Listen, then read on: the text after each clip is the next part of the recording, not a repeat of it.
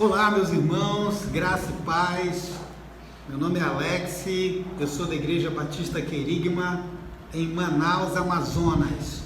E hoje eu queria compartilhar uma porção das Escrituras com vocês que está no Evangelho conforme o relato de João, no capítulo 7, versículos 37 e 38, que diz assim: No último dia, o mais solene dia da festa, Jesus colocou-se em pé e clamou em pranto: Se alguém tem sede, deixai-o vir a mim para que beba. Aquele que crê em mim, como diz a Escritura, do seu interior fluirão rios de água viva. Amém. Queridos, certa vez nós estávamos andando aqui pela cidade, passeando, e na rotatória de um balneário conhecido na cidade chamado Ponta Negra, há um chafariz. E meu filho era pequeno e ele viu aquilo e aquelas águas e tudo, e ele disse: olha, pai, são águas vivas. E eu achei aquilo interessante, porque ele conseguiu capturar muito bem essa ideia de águas vivas. Você sabia que na cultura judaica esse termo, essa é uma expressão muito conhecida?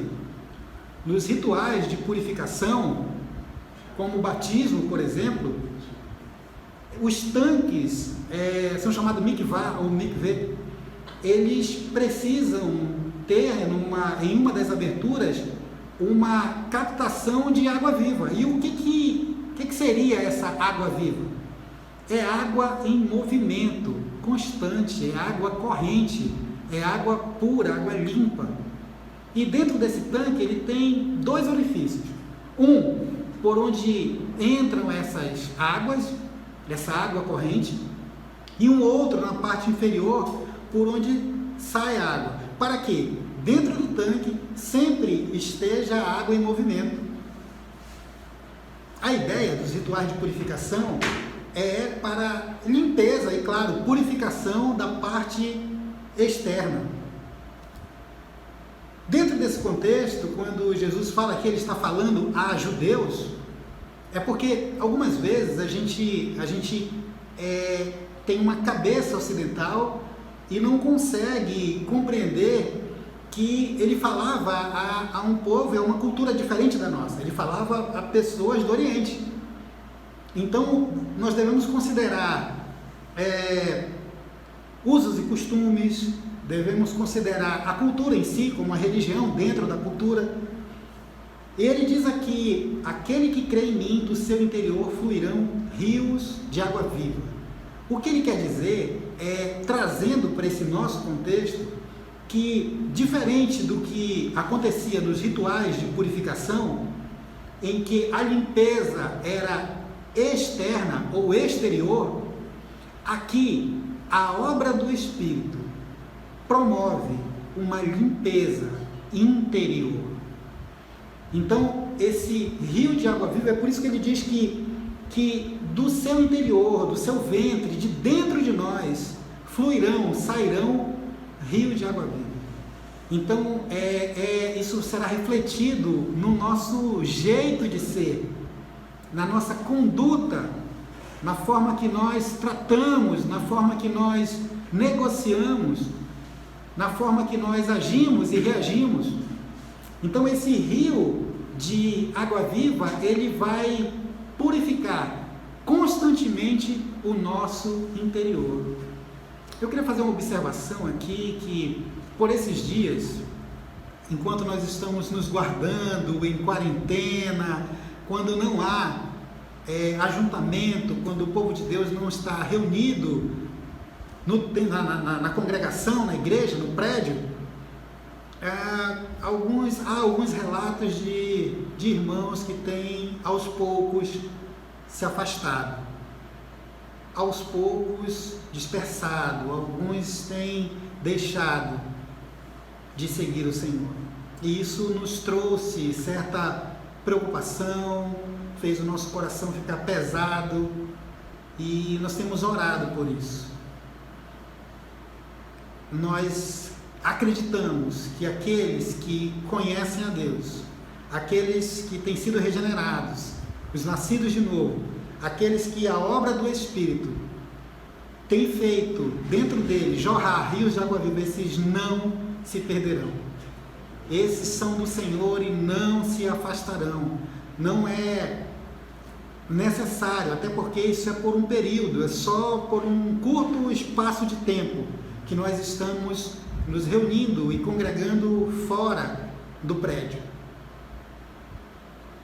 Meus irmãos, aqui Jesus está dizendo que esse rio de água viva, ele precisa fluir do nosso interior, de dentro de nós. Eu queria compartilhar uma história, eu vou tentar ser o mais, sintetizar o máximo possível essa história verdadeira de um homem de Deus, de um pastor na África do Sul chamado Errol Stegen. Ele é descendente de alemães, ele foi pastor na África do Sul, é vivo até hoje, e ele disse que procurava de Deus uma palavra pela qual ele pudesse viver. E a palavra que ele encontrou e pela qual ele diz que vive é justamente essa de João 7,38. Ele disse que orando, ele tornou-se evangelista, atendeu a chamada, tornou-se evangelista naquele lugar, numa região onde habitavam os Zulus, que são negros, sul-africanos, e ele disse que à medida que ele saía evangelizando as cidades, quando ele voltava para a primeira cidade que ele havia evangelizado, ensinado e apresentado Jesus Cristo, os irmãos já tinham se desviado. O intervalo em que ele passava de uma cidade para outra, quando ele voltava para a primeira, ele já tinha se desviado. Ele ia para a segunda cidade onde ele havia passado, também já havia. E ele disse, poxa, passou um ciclo de 3 anos, e cada vez que eu voltava na cidade por onde eu já havia passado, os irmãos já haviam se desviado. E ele foi orar e disse, Senhor, eu acho que não evolui, a obra não está evoluindo, né? As coisas não estão acontecendo, e o que falta? E ele disse que do Espírito Santo ele recebeu a resposta dizendo, falta poder de Deus na sua vida. Então ele pôs-se a orar e ele falou, algo incrível aconteceu. Uma jovem endemoniada na sua casa, sua mãe foi buscar o pastor. Ele levou alguns irmãos e ele conta na sua história, na sua narrativa, que ao chegar na casa dessa pessoa, a jovem que estava endemoniada avança sobre ele e dá uma surra nele. E ele vai para casa arrasado e diz assim, agora o ministério naufragou de vez, porque vai correr pelas cidades que alguém foi e deu uma surra no pastor, porque o pastor não conseguiu expulsar esse demônio.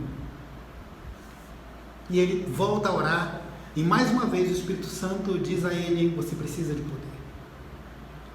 E ele medita e reflete nessa palavra, e ele diz, isso precisa jorrar de dentro de mim.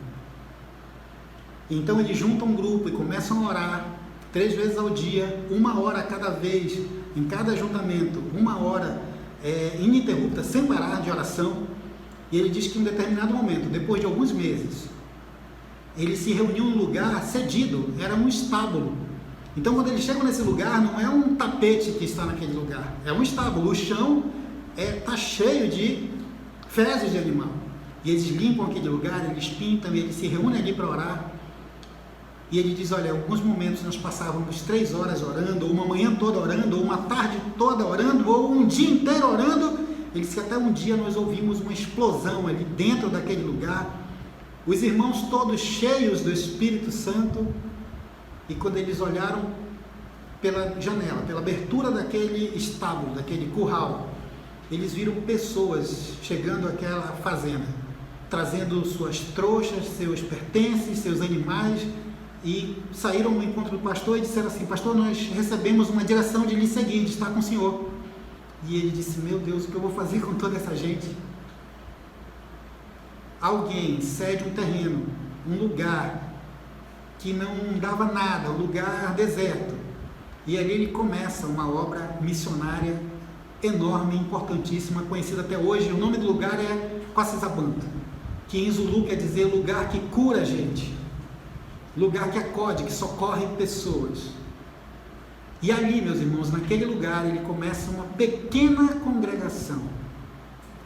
E um verdadeiro milagre acontece naquele lugar.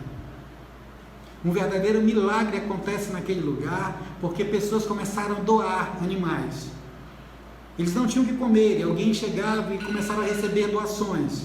Eles não tinham água, e alguém construiu um poço. Eles não tinham lugar para morar, e alguém chegou com madeira, e eles começaram a construir aquele lugar. Ele diz que culturas, eu estou falando de plantações, que tradicionalmente se dão uma vez ao ano, naquele lugar davam 2 vezes ao ano. Ele disse, irmãos, até boi, vaca, que ela tem uma cria por ano, às vezes acontecia, essa vaca já deu cria esse ano, ela estava de novo prenha e dava cria de novo. Então, verdadeiro milagre, ao ponto de eles consumirem o leite, havia excesso, eles repartiam, sobrava mais ainda, eles começaram a fazer iogurte, começaram a fazer manteiga, queijo. Irmãos, alguns anos depois, eles abriram uma fábrica de laticínios. Algum tempo depois, eles fizeram uma escola naquele lugar. Eu estou resumindo o máximo que eu posso essa história. Fizeram uma escola naquele lugar porque já havia muitas famílias ali. Já haviam mais de 1000 pessoas morando naquele lugar. A geografia do lugar, quando você observa a estética do lugar, já haviam pastos ali num lugar que antes era deserto. Havia uma igreja, começavam a receber pessoas. Eles fizeram uma escola ali porque nessa época, a época do apartheid, a época da segregação racial, os negros não podiam estudar nas escolas dos brancos, não podiam frequentar as mesmas praças, as mesmas praias, os mesmos lugares. Havia uma diferença, eles não podiam viajar juntos no ônibus, mas somente na parte de trás. Havia bebedouros só para negros. Então as crianças precisavam estudar, eles fizeram uma escola ali. E depois as crianças foram avançando, passando de ano. Então eles fizeram uma escola de ensino médio, de 2º grau. Depois as crianças foram avançando e eles fizeram então uma universidade. Queridos, para resumir, essa universidade cresceu e ela ficou muito famosa porque haviam excelentes professores naquele lugar, ao ponto de as autoridades e os brancos quererem estudar nesse lugar.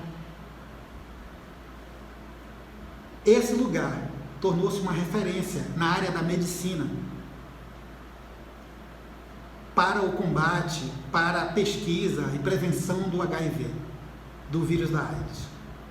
Esse lugar é conhecido até hoje, Missão Kwasizabantu, na África do Sul, lugar que cura a gente. O pastor hoje está bem idoso, já está velhinho, e na sua última entrevista ele conta essa história um pouco com mais riqueza de detalhes do que eu estou contando agora. A gente tentou resumir, e a repórter faz uma pergunta para ele e diz assim: e como foi, pastor? Ele disse: poxa, foi muito rápido, só levou 50 anos para aquele lugar deserto se tornar o que é hoje, uma igreja onde congregam 15.000 pessoas, onde moram 5.000 pessoas fazendo 3 refeições diárias, onde há uma fábrica, uma indústria, uma fábrica de laticínios, onde há uma universidade. Eles é quase uma cidade ali. Só levou 50 anos. Tudo porque eu li e criei em algo. E ela disse: no que foi, pastor? Ele disse: eu li: aquele que crê em mim, do seu interior fluirão rios de água viva. Meu irmão, minha irmã, em nome de Jesus, que essa água viva, ela flua dentro de mim, que ela flua dentro de você, que ela saia, que ela nos purifique e que ela nos fortaleça, e que nós sejamos bênção onde quer que nós estejamos. Fica com Deus, Deus te abençoe, em nome de Jesus, amém.